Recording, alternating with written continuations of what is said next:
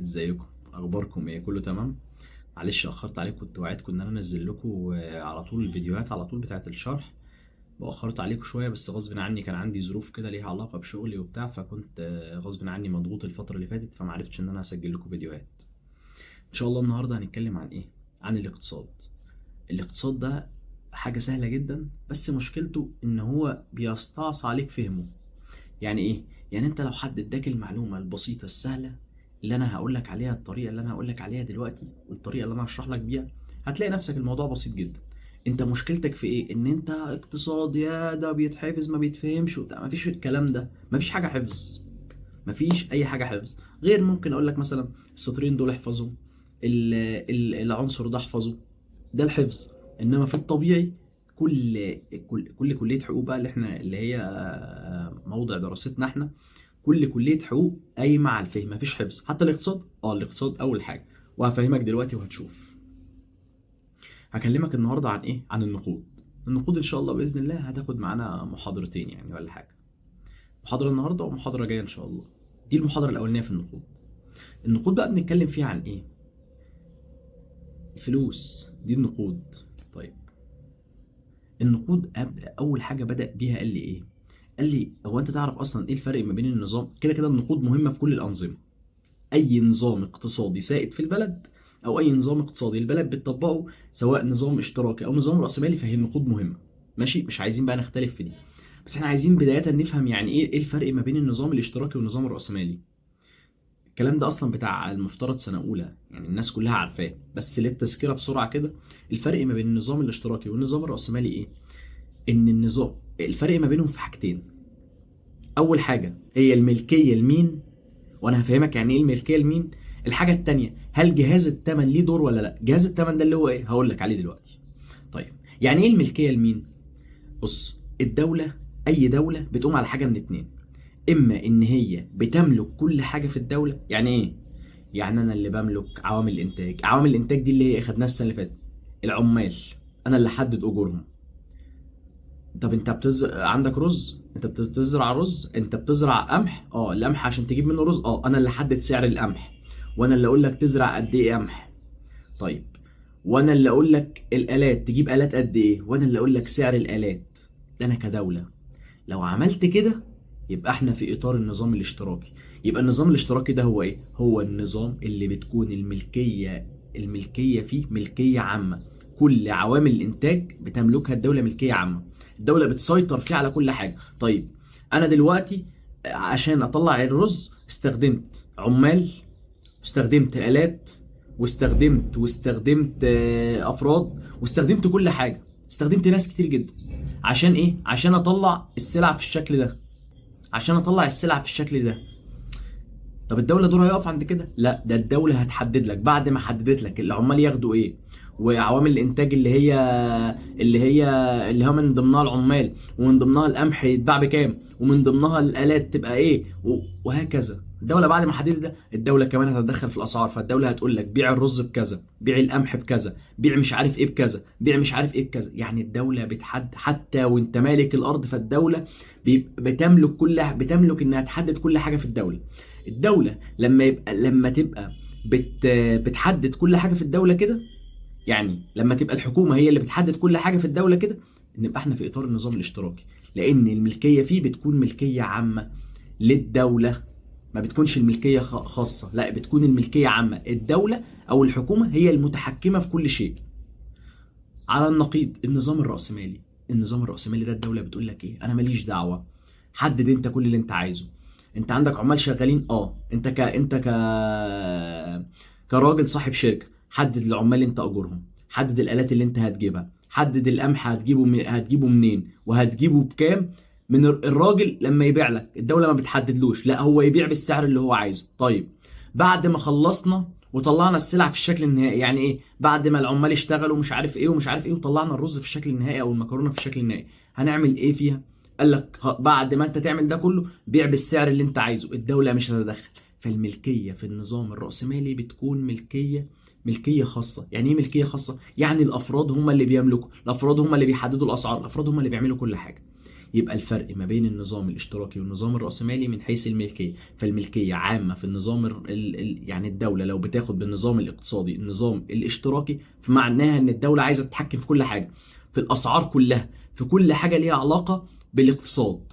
طيب لو الدولة بتاخد بالنظام الرأسمالي، لا ده الدولة هتسيب للقطاع الخاص، للناس والشركات واصحاب الشركات هتسيب لهم يحددوا الاسعار ويتحكموا براحتهم. دي اول نقطة. طيب النقطة التانية مرتبطة بالنقطة الأولى، إزاي؟ ما هو سيادتك دلوقتي إحنا بنيجي نقول هي الملكية عامة ولا خاصة؟ إحنا قلنا في النظام الاشتراكي الملكية عامة، في النظام الرأسمالي الملكية خاصة، بمعنى إن في النظام الاشتراكي أنا إيه جهاز الثمن ده اللي هو السوق؟ هل السوق بيتدخل في تحديد السعر ولا لأ؟ في النظام الاشتراكي مفيش سوق، مفيش دور للسوق ولا للثمن، ليه؟ لان السوق هنا انا ما بخليش البائع والمشتري يحددوا السعر مع بعض، لا دي الدوله هي اللي بتحدد السعر وبتلزم الاثنين، انت عايز تشتري بكذا وانت عايز تبيع بيع بكذا. اذا هنا السوق ملوش اي دور، السوق ما بيحددش سعر. اما في النظام الرأسمالي اللي بيكون فيه العلاقه ما بين البائع والمشتري بمزاجهم، البائع بيحدد السعر اللي هو عايزه، والمشتري ممكن ليه ان هو يفاصل مع البايع وياخده بسعر معين مش السعر، لان الدوله ما بتحددش هنا اسعار. هنا السوق ليه دور طبعا، لان السوق هنا والمعامله اللي ما بين الناس هي اللي بتحدد، ما اذا كان هي اللي بتحدد السعر السلعه، وهي اللي بتحدد كل حاجه. اذا جهاز الثمن ليه دور في النظام الرأسمالي، ليه؟ لان الدوله بتترك للافراد الحريه، وبالتالي الافراد لما بيتعاملوا مع بعض خلاص السوق بقى من خلال المعامله في السوق، ومن خلال التاجر ده محدد بكام والتاجر ده محدد بكام، فانا هشتري من ده ولا هشتري من ده. هنا الثمن اللي هو السوق ليه دور، السوق اللي هو السوق اللي احنا بنتعامل فيه ده بقى ليه دور. يبقى ده الفرق ما بين النظام الاشتراكي والنظام الرأسمالي. طيب انا لما اجي احدد ربح احدده ازاي؟ انا دلوقتي كأسامة عايز احدد ربح. الربح الربح في مشروع انا عملت قهوة، فالقهوة اللي انا عملتها انا عايز اعرف هي القهوة كسبت ولا خسرت. انا كنت محدد ان القهوة تجيب اللي صرفته وزيادة 40% في خلال سنة. انا عايز احسب هل هي كسبت ولا ما كسبتش. بعمل ايه عشان اعرف هي كسبت ولا ما كسبتش؟ بعمل حاجتين. اول حاجه بحدد تكاليف الانتاج. يعني ايه تكاليف الانتاج؟ انا صرفت ايه على القهوه؟ صرفت ديكور على القهوه، صرفت جبت ماكينه اسبريسو، جبت ترابيزه بلياردو، جبت ترابيزه بينج، جبت دومنه، جبت طاوله. الحاجات دي كلها دي انا بحسبها الاول، بشوف انا صرفت ايه. طيب يبقى اول حاجه ايه؟ تكاليف الانتاج. طيب وبعد كده بشوف ايه الايراد اللي عاد عليا. يعني ايه؟ يعني الناس اللي جت في القهوه دفعت لي ايه، ادتني ايه في خلال المده دي. والله هنا بيبدا يتحسب الربح. لو الايراد نقسم بنطرح اللي احنا صرفناه من الايراد اللي جالنا. الايراد ده اللي هو الفلوس اللي دخلت لنا. والله لو لقينا الايراد اكتر يبقى احنا حققنا ربح.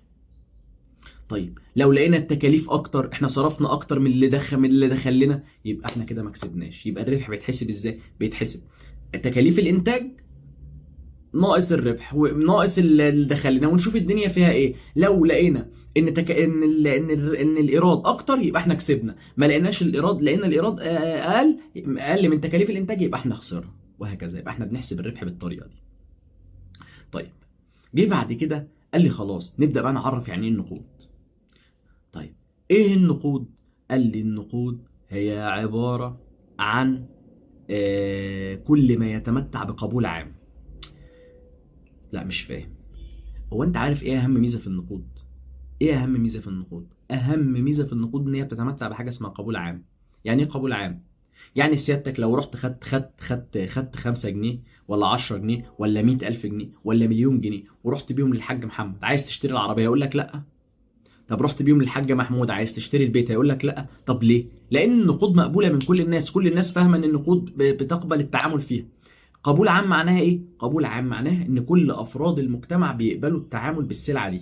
فانت لو جيت لي تشتري مني كيلو رز وجبت لي واديتني فلوس، خلاص انا قبلت. ليه؟ لان النقود بتتمتع بقبول عام، عكس حاجات تانية في المجتمع ما بتتمتعش بقبول عام. يعني انت جبت لي كيلو فضه وقلت لي انا عايز اشتري منك القمح بتاعك، هقول لك لا. ليه؟ لان الفضه ما بتتمتعش بقبول عام، مش كل الناس بتقبل ان هي تاخد الفضه. انما الفضه ايه؟ انا ما بقولش الفضه اللي هي الفلوس، فلوس الفضه، انا بتكلم على الفضه اللي هي الذهب والفضه. فانا لو جبت لك فضه قلت لك هتتعامل بيها معايا؟ لا. ليه؟ لان الفضه ما بتتمتعش بقبول عام. طب لو جبت لك الذهب وقلت لك اتعامل بيه معايا، هتقبله. ليه؟ لان الذهب بيتمتع بقبول عام. فقصدي ان قبول عام ايه؟ كل الافراد مقتنعين بيه وفاهمين ان هو سلعه قابله للتعامل. فده اهم ما يميز النقود. فعشان كده النقود بتتمتع بحاجه اسمها قبول عام. القبول هو بيقول لك النقود تعرفها هي كل ما يتمتع بقبول عام. طيب، بيقول لك النقود ظاهره اقتصاديه. ظاهره اقتصاديه دي مش محتاجه كلام. ليه؟ لان هي اصلا هي ظهرت ليه النقود؟ عشان نتعامل بيها في المجتمع فتسهل علينا المعامله. فدي مش محتاجه. امال المشكله فين؟ امال ايه معنى النقود ظاهره اجتماعيه؟ يعني هي ظاهره اقتصاديه وظاهره اجتماعيه. طب يعني ايه النقود ظاهره اجتماعيه؟ ما هي النقود ظاهره اجتماعيه، ما احنا جبنا اصلا النقود من المجتمع. ما احنا قعدنا ندور على سلعه تنفع نتعامل بيها وكل الناس تقبل التعامل فيها، فدورنا، فالمجتمع كله خلق او دور لقى ما فيش حاجه تنفع غير النقود، وبالتالي هي بقت السلعه القابله للتعامل. عشان كده هي ظاهره اجتماعيه، لان احنا لما جبنا الفكره بتاعتها جبناها من المجتمع. النقود بتتمتع بخاصيتين. اول حاجه خاصيه اسمها الندره. الندره يعني ايه؟ هو انت بتصحى الصبح تجيب آلة والنبي صنعي لي شويه نقود عشان انزل اشتري بيهم شويه حاجات، ولا بيطلع عين اللي جابه ابوك عشان تقدر تجيب النقود؟ وبالتالي هي سلعه صعبه انك تجيبها، مش سهله. عشان كده هو قال لك ايه؟ عشان كده هو بيقول لك نادره. نادرة يعني ايه؟ لان نادرة مش موجودة مع كل الناس بكثرة. دي الحاجة التانية، لان الوحيد اللي بيقدر يطبع النقود زي ما هقول لك بعد كده هو مين؟ هو البنك المركزي. وبالتالي ايه؟ وبالتالي هي سلعة نادرة، سلعة مش موجودة مع كل الناس، وفي نفس الوقت مش اي حد بيقدر يعملها. اللي بيعملها هو مكان واحد بس، يعني بالنسبة لمصر مكان واحد بس هو البنك المركزي، مفيش حد تاني. طب وهي البنوك التجارية دي، ما هي انا بروح اجيب فلوس منها؟ لا، ما هو البنك المركزي هو اللي بيديها الفلوس، هو اللي بيوفر لها الفلوس. تمام؟ يبقى ده بالنسبه لايه؟ ده بالنسبه للنقود. النقود بتتمتع باول حاجه اسمها ايه؟ اسمها الندره. الحاجه الثانيه الثقه. كل الناس اللي بتتعامل معاك في النقود عندها ثقه في ان الفلوس دي انت لما تديها لها. انت لما تشتري مني كيلو رز وتديني مثلا 15 جنيه، خلاص انا باخد منك. هو انا باخد منك ال 15 جنيه ليه؟ لان انا عندي ثقه ان الفلوس دي لو انا رحت اديها لاي حد هيقبلها مني. ما انا مش هاخد منك حاجه ما حدش هيقبلها مني، يبقى انا كده خسرت.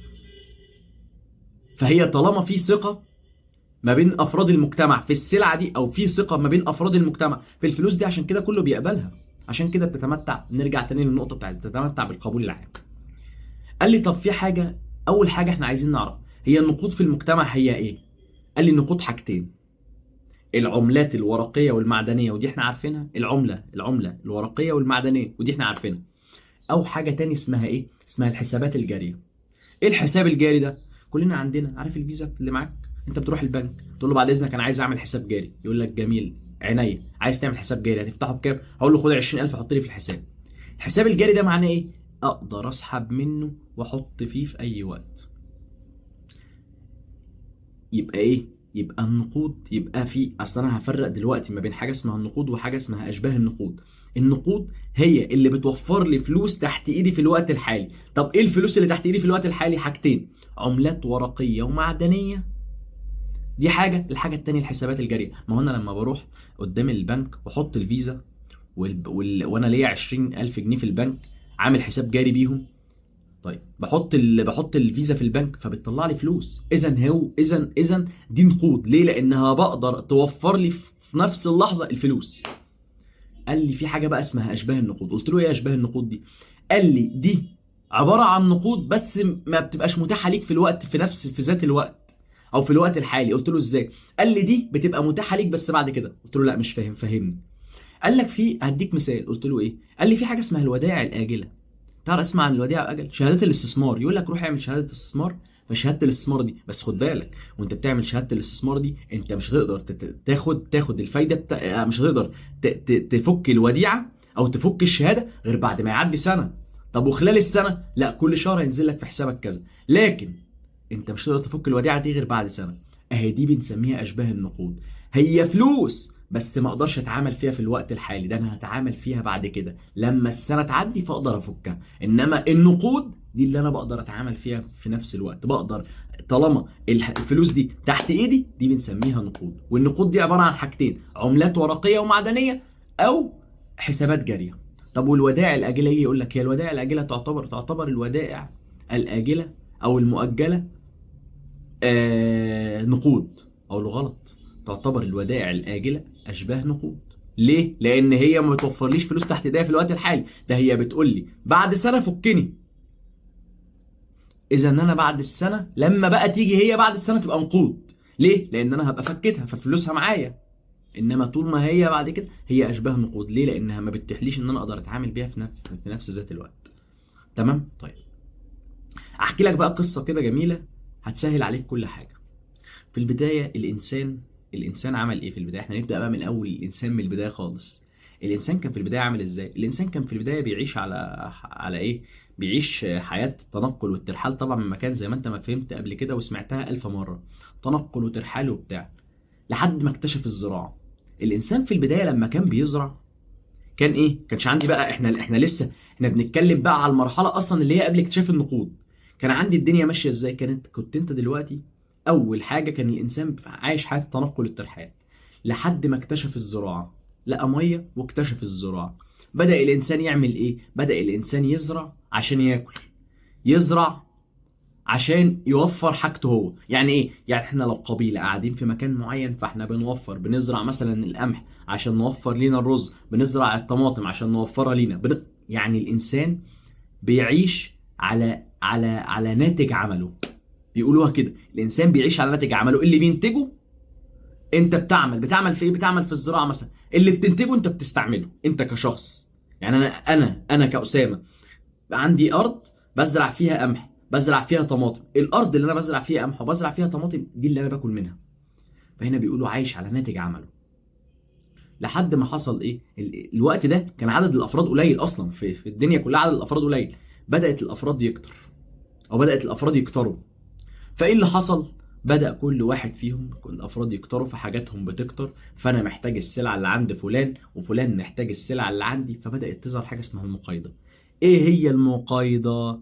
المقايضه هي مبادله سلعه بسلعه. يعني ايه؟ فلوس عندي موجوده؟ لا ما عنديش فلوس، ما فيش فلوس ظاهره. امال ايه؟ انت هتاخد مني كيلو رز، انا هديك قصاده كيلو قمح. انت هتاخد مني كيلو طماطم، انا هديك قصاده كيلو خيار. بنبدل سلعه بسلعه بدون الفلوس. النقود كانت لسه ما ظهرتش، الفلوس لسه ما ظهرتش، ما عنديش فلوس. فعشان كده ايه؟ ارتبطت المقايضه بالمبادلات.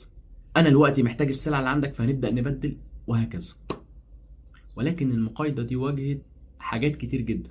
بعد كده بدا الناس السلع تكتر عند ده والسلع تكتر عند ده، ولكن ده محتاج السلع اللي عند ده، وده محتاج السلع اللي عند ده، وده السلع اللي عند ده مش عايزها، ده عايز السلع عند واحد تالت. فبدات تظهر مشاكل وصعوبات بالنسبه للمقايضه. عشان كده بداوا يخترعوا ويفكروا في ايه البديل اللي يقدروا من خلاله ان هم يجيبوه فيخلوا الدنيا سهله بالنسبه للكل.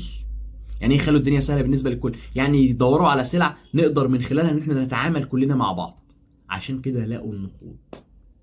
يبقى الانسان كان عايش في البدايه، كان بيعيش على ناتج عمله، ماشي، لحد ما بدأ يعمل ايه؟ بدأت ظهرت المقايضة، الناس كترت فبدأت ايه؟ بدأت الناس تتعامل مع بعض. خلاص بقينا انا محتاج اللي عندك وانت محتاج اللي عندي، فظهرت المقايضة. المقايضة في البداية كانت سهلة، كانت حلوة وكانت كويسة. ليه؟ لأن احنا كل واحد فينا كانت الناس قليلة والسلع قليلة، فما كانش حد انا محتاج السلع اللي عندك وانت محتاج السلع اللي عندي. انما مع التطور ظهرت سلع جديدة، فبدأنا انا عايز السلع اللي عندك بس انت مش عايز السلع اللي عندي، انت بتدور على سلع عند واحد تالت، فبدأت تظهر مشاكل. ماشي؟ طيب، فقلنا المقايضه كانت في البدايه تمام. يبقى المقايضه هي ايه؟ هي مبادله سلعه بسلعه. كيلو رز بكيلو طماطم، كيلو خيار بكيلو بطاطس. ببدل سلعه بسلعه، ما الفلوس مش معانا في الموضوع. تمام؟ طيب، ايه بقى الصعوبات اللي واجهت نظام المقايضه وخلتنا ندور على ايه؟ ايه الصعوبات اللي واجهت نظام المقايضه وخلتنا الناس تدور على سلعه بديله تبقى ليها قبول عام، وهي النقود؟ ايه بقى الصعوبات اللي واجهت المقايضه؟ قال لي اول حاجه صعوبة توافق رغبات المتبادلين. يعني ايه؟ انا مش عارف الاقي السلع المتوافقة معايا عندك.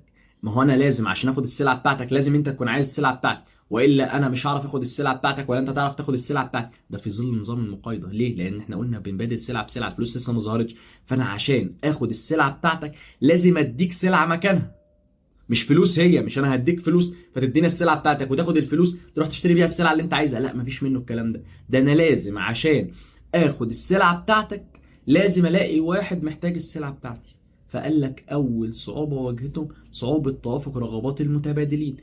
امتى؟ خصوصا امتى بقى؟ خصوصا لما زاد عدد الناس في المجتمع. ما في البدايه قلت لك كنا احنا اتنين تلاته موجودين في المجتمع، فعشان نبدل السلع الموضوع بسيط. انما لما ظهر الف وب وج ودال وه وواو، وكل واحد فيهم الف عايز السلعه اللي عند ب، بس ب مش عايز السلعه اللي عند الف. ده ب عايز السلعه اللي عند ج، وج مش عايز السلعه اللي عند ب. ده ب ج عايز السلعه اللي عند الف. فاحنا هنعمل كده ازاي؟ طيب، وه عايز السلعه اللي عند ج، بس ج عايز السلعه اللي عند واو. احنا كده مش هنعرف نبدل. ما احنا لازم عشان نقدر نبدل لازم انا عايز السلعه بتاعتك يبقى انت عايز السلعه بتاعتي. فاول صعوبه واجهته هي صعوبه توافق رغبات المتبادلين. يعني احنا كافراد مش انا كشخص بدور مش عارف الاقي واحد يبقى محتاج السلعه بتاعتي في نفس الوقت اللي انا محتاج فيه السلعه بتاعته. يبقى اول صعوبه هي ايه؟ صعوبه توافق رغبات المتبادلين. الصعوبة التانية بقى هي ايه؟ صعوبة تجزئة السلع والخدمات. قال لي لا مش، قلت له لا مش فاهم. قال لي افهم كده معايا نفس المثال اللي فات. واحنا قلنا دلوقتي صعوبة توافق رغبات المتبادلين يعني ايه؟ يعني انا عشان معايا الرز لازم الاقي واحد معاه القمح، وانا عايز القمح وهو عايز الرز. طب خليه هو ايه؟ عنده بقرة وانا مش محتاج البقرة، يبقى احنا كده مش هنتوافق مع بعض. فقنة المقايضة بتقابل مشاكل. طب مع افتراض ان انا معايا عندي الرز والطرف اللي قدامي الف معاه الرز وب معاه بقره، يبقى احنا افترضنا هنا ايه؟ ان الف مع الرز وب معاه بقره. انا دلوقتي دي تاني صعوبه اللي احنا بنتكلم عنها، اللي هي صعوبه تجزئه بعض السلع والخدمات. طيب انا دلوقتي عايز ابدل معاه، اديله رز ويديني البقره. هل ده ينفع؟ ليه ما ينفعش؟ لان انا دلوقتي لو عندي 100 كيلو رز في البيت فانا اقدر اديك منهم 2 كيلو. انما البقره دي هنجزئها ازاي؟ ما هو البقره دي لو جزأناها هتتلف، هتتحول للحمه، واللحمه دي ممكن تبوظ. فاذا هي هتتلف. اذا صعوبه تجزئه السلع والخدمات، في سلع غير قابله للتجزئه لو جزأناها هتتلف، وبالتالي ما ينفعش نتعامل فيها. فقال لي تاني صعوبه قابلت نظام المقايضه انما الفلوس بتتجزأ. انا دلوقتي اديتك انت عايز كيلو رز، كيلو رز بكام؟ ب 15 جنيه. خد يا عم 15 جنيه. طب 2 كيلو رز ب 30 جنيه. طب كيلو ونص رز ب 22 ونص. فانا بقدر ايه؟ بقدر اجزأ الفلوس. انما المقايضه لا، المقايضه مفيش، في سلع وخدمات ما بتتجزأش. طب هنعمل فيها ايه دي؟ فقال لي تاني صعوبة قابلت نظام المقايضة هي صعوبة تجزئة السلع والخدمات. انت في سلع غير قابلة للتجزئة، فانا هبيع واشتري ازاي؟ انا مش محتاج غير كيلو رز، وانت عندك بقرة. هنبدلهم مع بعض ازاي؟ هي قيمة كيلو الرز هي نفس قيمة البقرة، فمش هينفع نبدلهم. ولو انت هتديني، هو ايه البقرة بتتجزأ؟ لا طبعا البقرة ما بتتجزأش. فانت لو هتجزأ لي البقرة هتتلف، وبالتالي خلاص فمش هتنفع. دي تاني حاجة. تالت حاجة قال لي صعوبة التعرف على نسب للتبادل. يعني ايه صعوبة التعرف على نسب للتبادل؟ في ظل النقود بتعمل ايه؟ النقود بتخليني اعرف هي البقرة تسوى كام؟ البقرة والله تسوى 30,000. طيب وارداب القمح يسوى كام؟ والله يسوى 1000. يبقى البقرة تسوى كام من القمح؟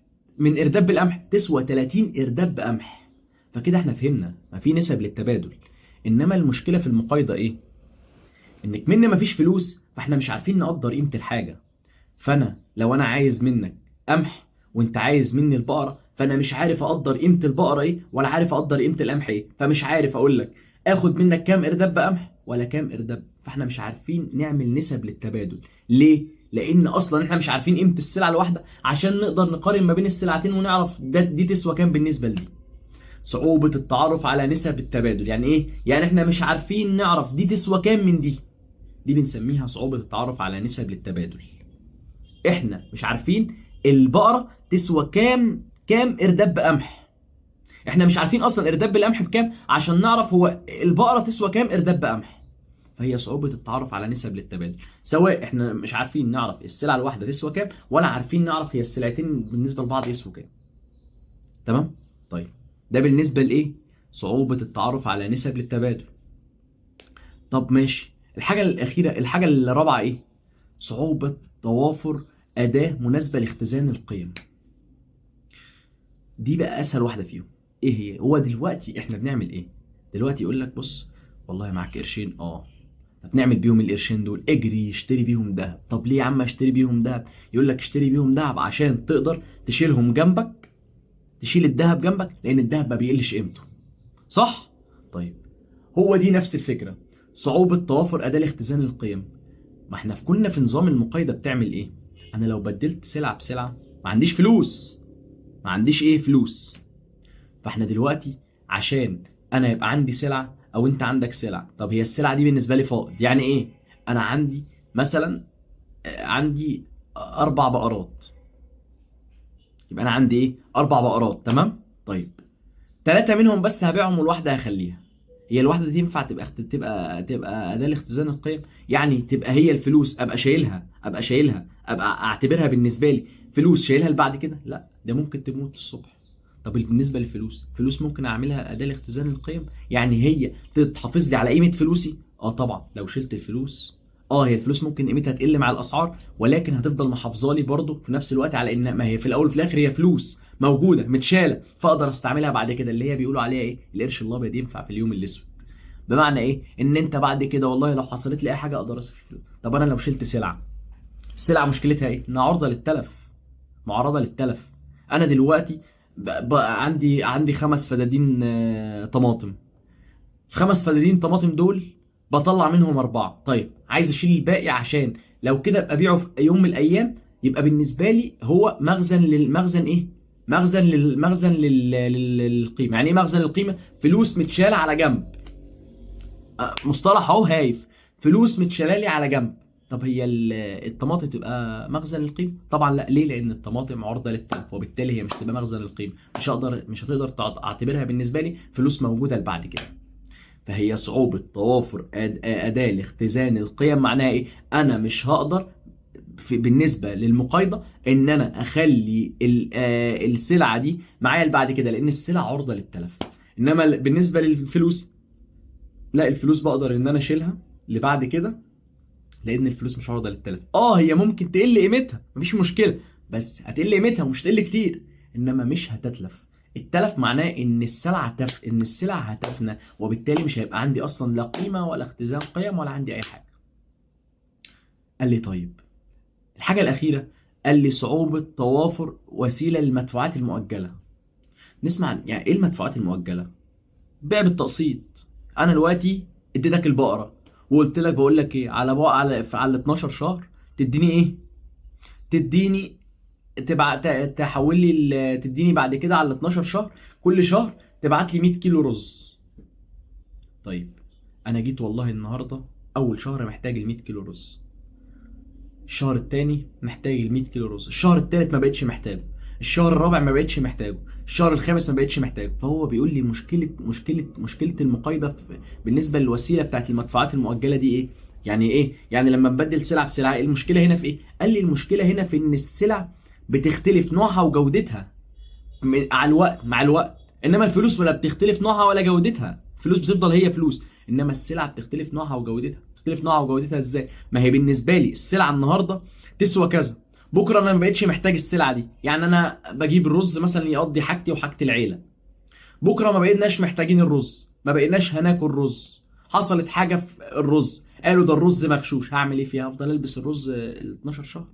طب وبالنسبه للفلوس، قال لك لا، الفلوس انت لو اشتريت بالفلوس حاجه النهارده، فانت لو اداك فلوس الشهر الجاي فانت ممكن ما تشتريش الحاجه بيها. فهي بتعرضك لايه؟ بتعرضك، هي صعوبه توافر وسيله، ما بتوفرلكش وسيله انك تدفع بيها مدفوع مؤجل. ليه؟ لان انت لو عايز تشتري بيها حاجه في الاجل، فانت مش ضامن ان تفضل جوده السلعه وتفضل نوعها مطلوب في السوق. لا، ما انا مش ضامن ان نوعها وجودتها تفضل في السوق. لا، انا مش ضامن ان الناس تفضل عايزه السلعه دي. فهي مش وسيله للمدفوعات المؤجله. يبقى يعني ايه وسيله للمدفوعات المؤجله؟ يعني انا لو مأجل عليا فلوس فانا مش ضامن ان الناس هتقبل السلعه اللي معايا بعد كده. انما لو معايا فلوس، لا، لو معايا فلوس الناس هبقى ضامن الناس هتقبلها مني بعد كده، لانها سلع بتتمتع بحاجه اسمها القبول العام. بعد بقى ما ظهرت المشاكل دي كلها اللي هي قلنا عليها، اللي هي صعوبة ان انا اول حاجة ان انا مش عارف الاقي ناس متفقة مع بعضها البعض، مش عارف الاقي ناس مع بعض بتتفق على سلعة معينة، ده عايز يبدل ده مع ده، يبقى صعوبة توافق رغبات المتبادلين. مش عارف الاقي ناس مع بعض وفي نفس الوقت السلع ما مش كل السلع بتقبل التجزئة. الحاجة الثالثة ان انا مش عارف قيمة السلعة دي بالنسبة للسلعة الثانية ايه. الحاجة الرابعة ان السلعه عرضه للتلف وبالتالي هي مش مخزن للقيمه، ما بقدرش احافظ على فلوسي فيها. الحاجه الخامسه ان هي بتتغير جودتها من وقت للتاني، وبالتالي انا ممكن اديها للشخص النهارده بكره ما يبقاش عايزها، فهي ما تنفعش وسيله للمدفوعات المؤجله. قال لي بسبب كل ده ظهرت النقود. قال لي ايه؟ بسبب كل ده ظهرت لي النقود. طب ايه النقود دي؟ قال لي النقود احنا قلنا عليها شويه، هي كل ما يتمتع بقبول عام. طيب، قال لي النقود دي ليها وظائف. اول وظيفه ليها وظائف تقليديه وليها وظائف اقتصاديه. ايه الوظائف التقليديه للنقود؟ قال لي اول حاجه مقياس للقيمه. يعني ايه مقياس للقيمه؟ قال لي انت عشان تقيس قيمه الشيء، احنا الاول ما كناش بنعرف نقيس قيمه الشيء. قال لي انت ممكن تقيس قيمه الشيء بثلاث حاجات. ممكن في حاجه اسمها قياس طبيعي، ماشي، وفي حاجه اسمها قياس سلعي، وفي حاجه اسمها قياس نقدي. ايه القياس الطبيعي؟ قال لك بتقيس السلعه بوزنها المادي. قلت له مش فاهم. قال لي يعني ايه؟ يعني انت بتشوف عندك جردل ميه، جردل الميه ده هنشوف وزنه قد ايه ونحدد سعره على اساس وزنه. طيب عندك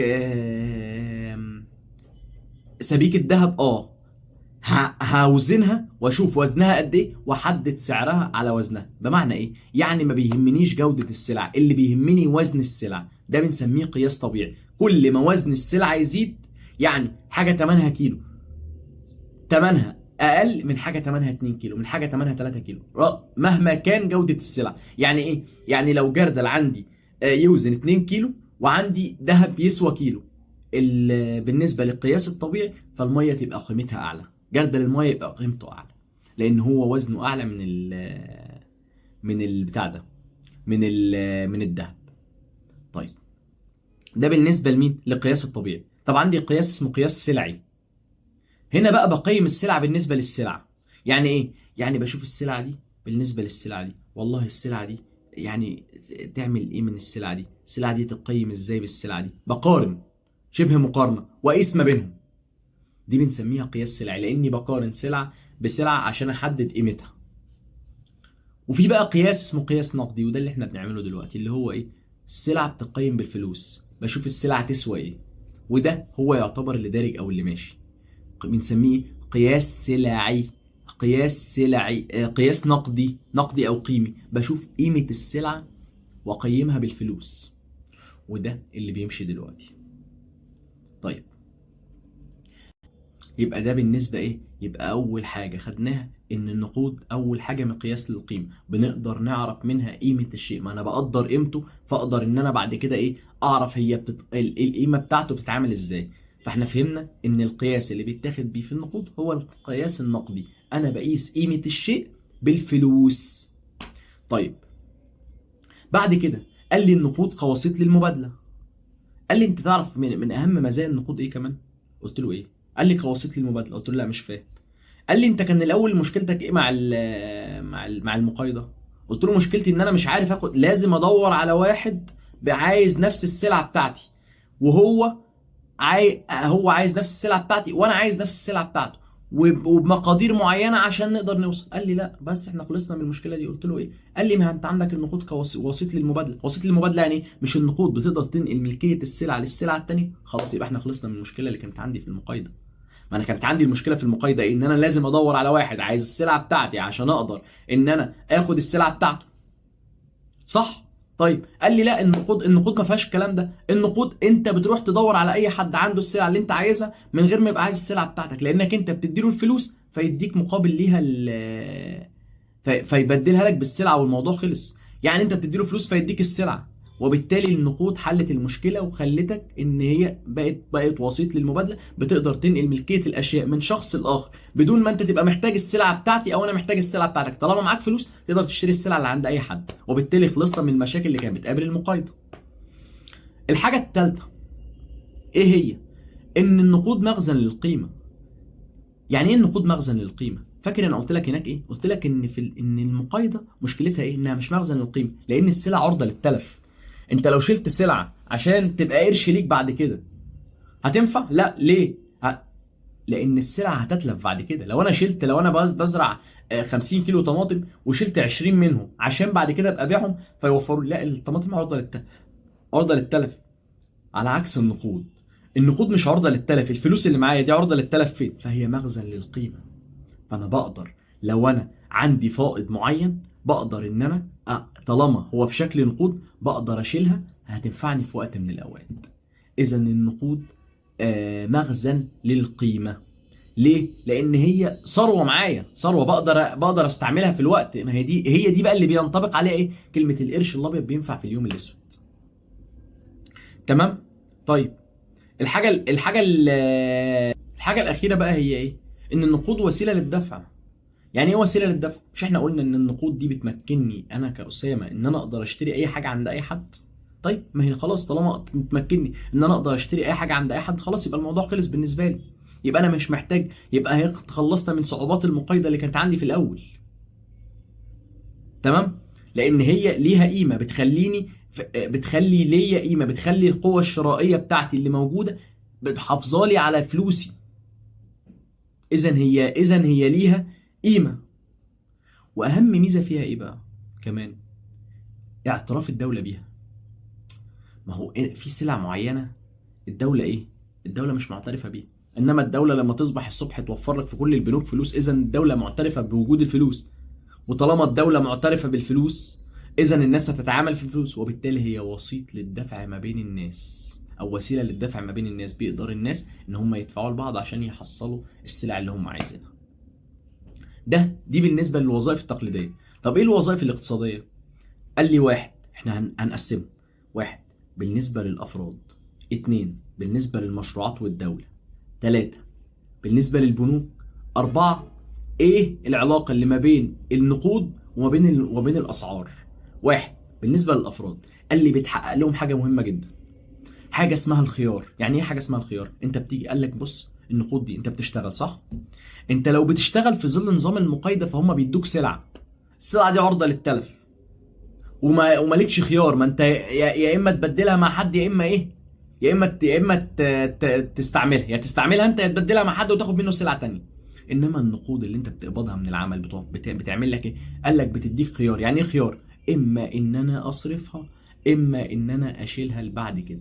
فهي بتخيرني ما بين الصرف وما بين الشيل، ان انا اقدر اشيل الفلوس وان انا اقدر اوفرها للمستقبل عشان تنفعني في المستقبل لاي سبب كان.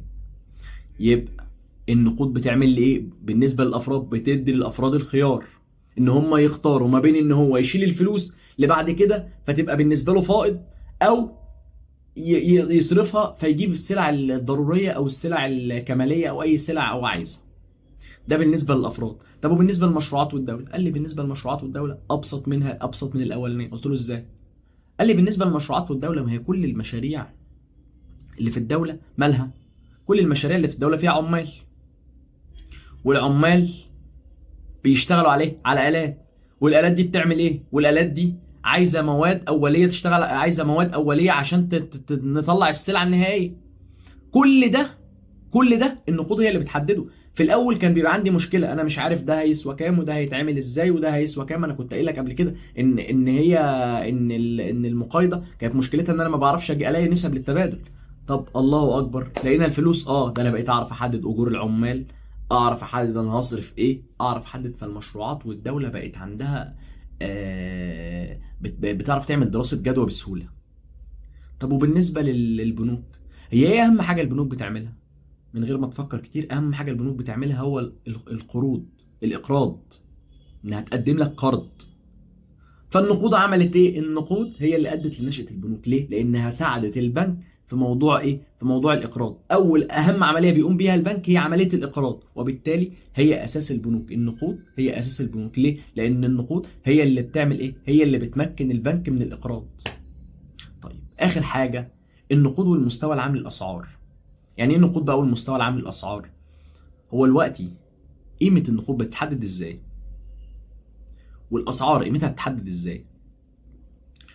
بص، انا عايز اعرف قيمه النقود. النقود بتتناسب تناسب عكسي مع سعر السلعه. بمعنى ايه؟